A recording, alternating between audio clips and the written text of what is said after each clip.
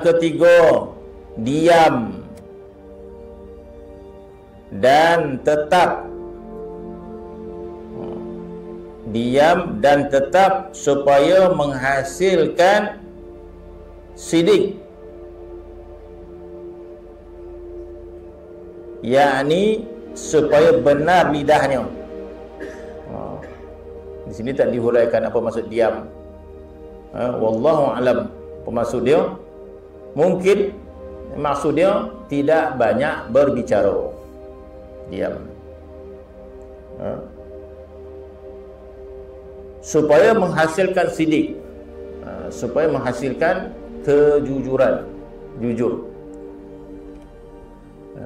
Sebab yang susah dalam agama ni beramal. Beramal tu yang susah. Kalau bercakap mudah. Bercakap tu mudah. Bercakap perkara baik itu lebih mudah daripada mengamalkan perkara baik. Wallahu a'lam masuk sini yang ketiga diam ni. Mana melakukan kebaikan diam-diam lah. Kalau begitu maksudnya wallahu a'lam. Supaya menghasilkan sidik, yakni supaya benar lidahnya.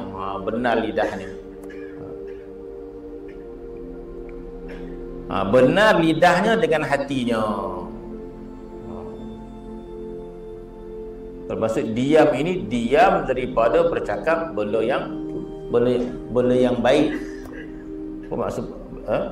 Mana beramal benda baik itu lebih afdal daripada bercakap benda baik.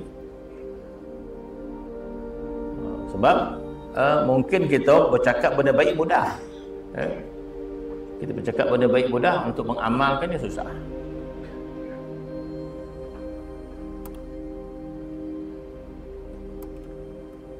Supaya benar lidahnya dengan hatinya, seperti dia beri hurai lagi, seperti bahawa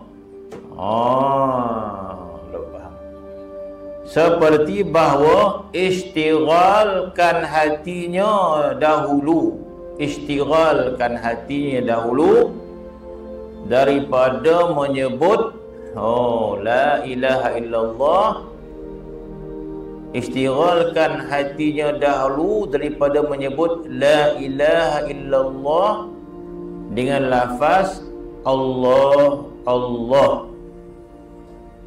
Istighalkan hatinya daripada dahulu menyebut la ilaha illallah dengan lafaz Allah, Allah. Mana dulu ni?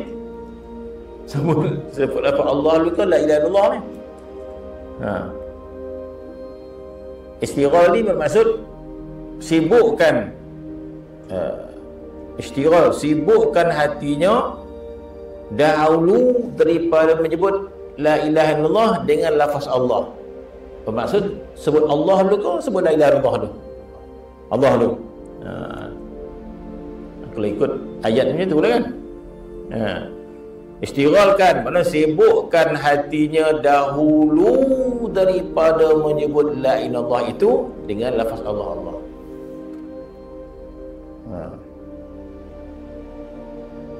Istighal hati maksud apa? Istighal hati tu ingat pada Allah Taala.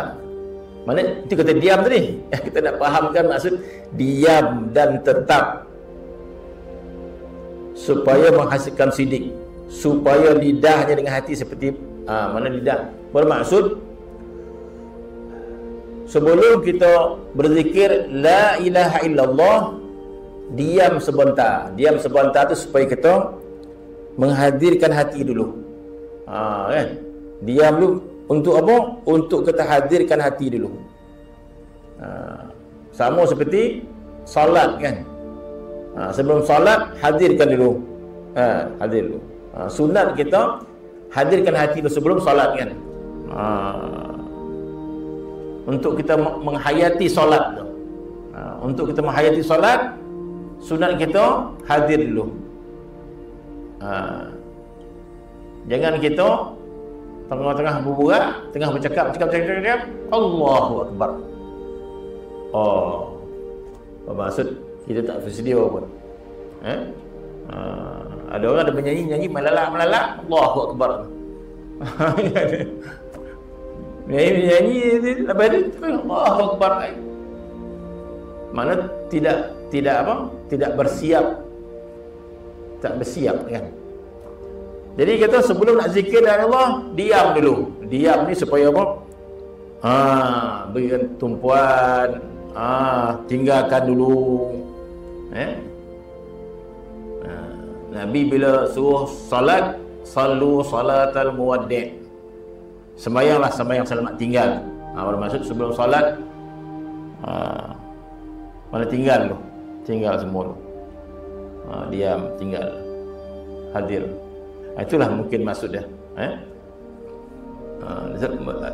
Istighalkan hati dahulu. Maksud sibukkan hati dulu dengan Allah, Allah, Allah, Allah, Allah, Allah.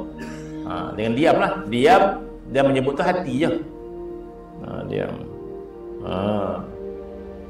Dengan hati kata dah.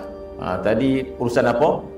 Tadi urusan berniaga, urusan jual beli, urusan makan. Bonti hati tu nyebut makan bonti tu.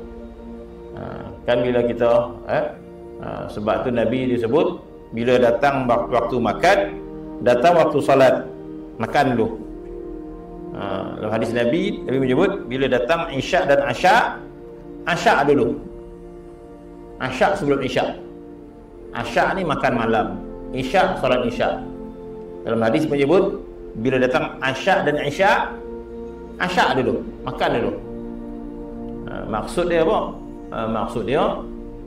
Maksud hadis tersebut menggambarkan bahawa kalau kita salat dalam keadaan kita lapar, maka hati kita akan menyebut makan.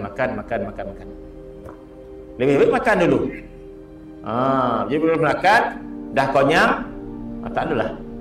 Tak terganggu sangat lah. Tak ada lagi sebut makan. Sebab dah kenyang kan. Jadi tujuannya apa? Tujuan untuk kita menghadirkan hati.